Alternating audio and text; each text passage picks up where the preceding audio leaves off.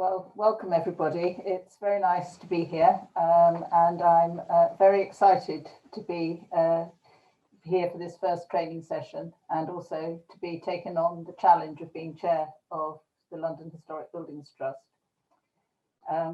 Just a little bit about me. As Hannah said, I've been chair since the 1st of April, taking over from the wonderful Diana Beattie, who's a very hard act to follow.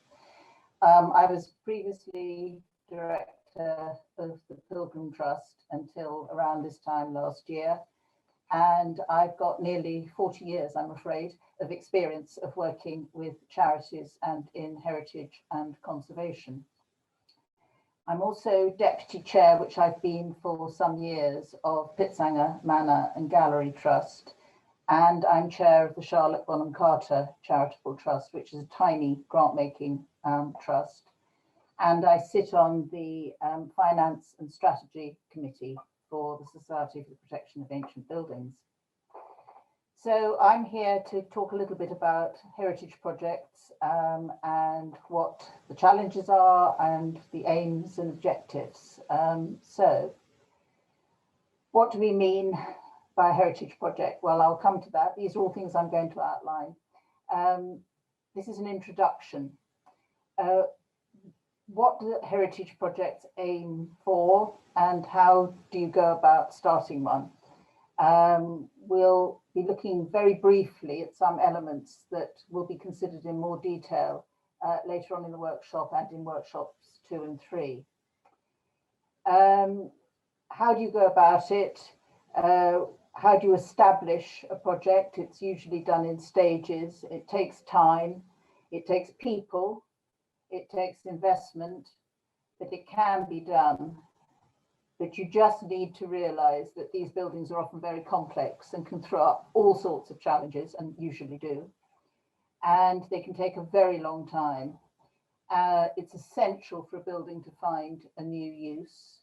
And there will be setbacks along the way. So please don't be disheartened if you start on a heritage project and things don't go absolutely swimmingly.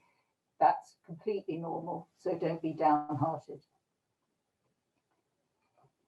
What do we mean by a heritage project? Well, a very long time ago, when I was at the National Heritage Memorial Fund back in the 1980s, the sort of precursor and the parent of the National Lottery Heritage Fund, the chair of the National Heritage Memorial Fund, Lord Charteris, said that heritage was anything that you'd inherited and you wanted to pass on. Well, actually, the National Lottery Heritage Fund has continued with that ethos, and heritage can be anything from the past that you value and you want to pass on to future generations. And it can mean many different things to different people. It can be cultural traditions, it can be buildings, it can be oral histories, memories, collections, landscape, nature, archaeology. And the London Historic Buildings Trust, obviously, and probably yours, focus is on buildings. But all these other elements can come into a heritage project that is concentrating on a building, because there's training, there's education, there's archives, there's history, and it can encompass a whole range of different types of heritage. What are the ambitions and outcomes of a heritage project? Well, first, that it's conserved, stabilised, safe and secure. We also want it to have an impact on people. There's no point in preserving a building if it doesn't actually get visited or it doesn't get used by people. All heritage should have an impact on people and should have a positive change. It also needs to be sustainable. Heritage needs to continue to wash its face in the coming years without needing ongoing funding from external sources. And a project outcome should be that it should be self-funding or have an identified revenue stream to allow it to be preserved and maintained into the future.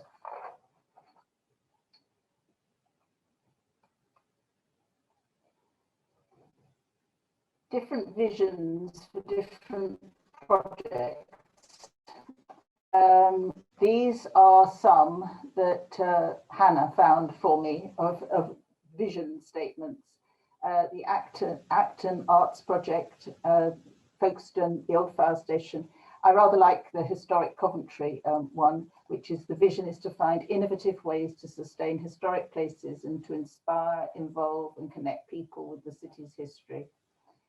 And the Regenerate Chance Glassworks to protect and celebrate its highly significant industrial heritage, to act as a beacon of hope and create a new, vibrant, urban community generating employment, training, learning and leisure opportunities for all. I think it's really important that you have a vision statement, and it needs to be something, when you're fundraising in particular, that you have something that really captures the reader from the first moment. So I think your vision statement is very important. And in workshop 2, we will be going through visioning in more detail and how to identify aims, objectives, and pulling together such a strong vision. Now, these are some projects that London Historic Buildings Trust has been involved with. This is the St George's Garrison Church in Woolwich. It was built between 1862 and 1863 and is the chapel for the Royal Regiment of Artillery. In 1944, St George's was severely damaged by a V1 flying bomb, and parts of the building fabric survived, including some memorials and the mosaic panels at the East End. And these were created in Venice in the workshop of Antonio Salvati. The church remained roofless for decades, its fine decorative features open to the wind, weather and pollution. And Historic England added the site to the Heritage at Risk Register in 2000. The Trust, the London Historic Buildings Trust, Heritage of London Trust Operations as it was then, was introduced to the MOD and took on the freehold of the site from the Defence Estates in 2011. And they have put this roof over the top to protect the mosaics. They've conserved the mosaics. It's now got a kitchen and a loo, and it is acting as a function venue for the local community. And it's just about to have a memorial garden unveiled around it. A trust has been established which runs it independent of the London Historic Buildings Trust, and the total cost was 1.35 million. And this really does demonstrate that even the most unlikely building, which actually doesn't have a roof, can find a viable use. This is Lordship Lane in Southwark, another London Historic Building Trust project.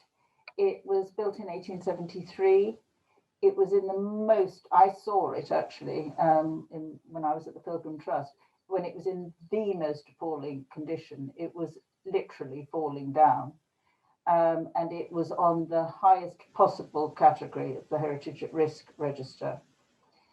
Rather unusually, it was subjected to possibly purchased by the local authority in a back-to-back arrangement with the London Historic Buildings Trust. So as soon as it was acquired, it was passed to the trust. The former owner wanted, well, actually he allowed it to deteriorate to such an extent that he thought that the only option would be demolition, which obviously he wanted to do. It was converted into 5 flats and has been sold on a long lease to a housing association with shared ownership. It cost £1.1 million. It's a very unusual building in that it's built of concrete, and it won an RICS award in 2014.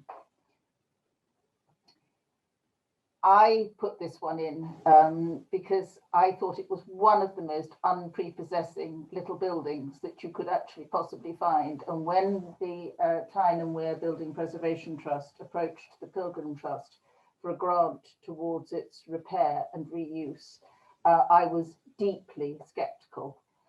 It's a surviving element of the Bowes Railway that used to haul coal. It's part of a rope haulage system, hauling coal to the River Tyne. It was closed in 1970 and became derelict. And the Tyne and Weir Building Preservation Trust came on board and fundraised for its repair. It was a 2-year restoration project, and it has been converted into an artisan workshop. It's very isolated, but apparently the artist who uses it finds that inspiring. The total cost was £200, and it won a Historic England Angels Award in 2015 for the best rescue of a historic industrial building. This one is the Florey in Liverpool. It's the first building to be specifically built as a boys' club, and it's believed to be the oldest surviving one. It's socially and architecturally unique, and it still has a critical role to play in the community in the part of Liverpool where it's situated. It's a charity in the heart of Liverpool 8, and it's Grade 2 listed. It's open now following its restoration, very large restoration. It's open from Monday to Friday, and it offers a wide variety of activities for people of all ages. Multi-purpose event spaces available for hire, fully inclusive workspaces for small local businesses and charities, and it's also home to the Florey Food Union, a new initiative aimed at combating food poverty in South Liverpool. And this is the Great Yarmouth Preservation Trust project. This is a number, it has done a number of projects over the years, 17. It was established in 1979 by Great Yarmouth Borough Council. It's removed 8 buildings from the Heritage at Risk Register. It's created 25 residential units. It's got 644 volunteers and £8.4 million worth of work generated for the local economy. The Great Yarmouth Preservation Trust is really rather superstars in the Building Preservation Trust world. It has recently taken on 3 buildings in a high street, and they are merchants' houses, mostly with shops underneath and residential above. And they are being restored and repurposed again as mixed use. And I do think that mixed uses does spread the risk. So if you can have some residential, some workspace, some commercial, that really does help in terms of your income generation. And Great Yarmouth Preservation Trust is also a wonderful example of partnership working. It has a very, very close relationship with its local authority and with other organisations in its area. It also does a lot of training, and the first project that actually I was aware of that they were doing was a project in their cemeteries using a huge number of volunteers. So if you're thinking of starting a heritage project, it works in stages. Firstly, there's the feasibility. Well, firstly, of course, there's the identify your building, but the feasibility and pre-development, then the development, then the delivery, and then very importantly, the sustainability. You need to get together some like-minded people to begin the visioning and scoping.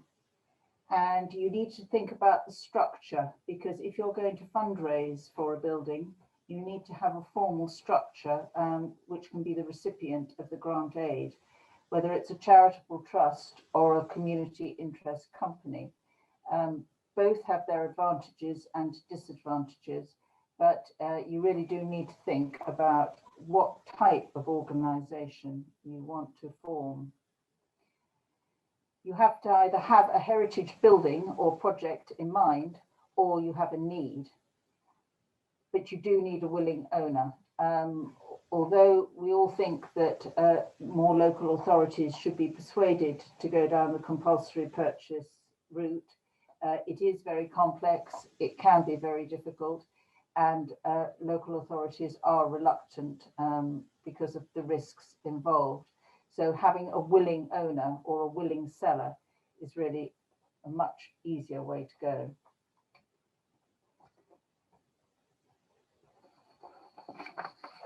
If you're thinking of starting a heritage project, what do you do? Well, it takes time. It takes a variety of skills and it takes investment. But a lot can be done on your own to get the ball rolling, first of all. You identify the angle, the need that makes your project stand out. And if you're going to be successful at fundraising, you really do need to find that angle that makes your project leap off the page to the potential funders. You need to research the building and research its history. You need to understand the heritage and understand what's significant about it. You need to understand what the constraints will be in terms of planning and listed building consent. You need to consult widely and you need to engage with your community. It's very important that people are on board, and particularly if you're going to go for National Lottery Heritage funding, you need to show that you have wide community support. You also need to start looking for where your funding might come from and to help to pay for the professionals that you will need to get the project started and to take it to the next stage. But you also need to start thinking further ahead and I think talk to potential funders at a very early stage to develop the relationships you will need if your project is to be successful. You ought to get peer-to-peer support. The London Historic Buildings Trust can offer peer-to-peer support, as can other building preservation trusts. And you can talk to people who've done projects like yours before. There's no point in reinventing a wheel when they may have all sorts of tips to give you. And it's also very important if you can get your local authority support.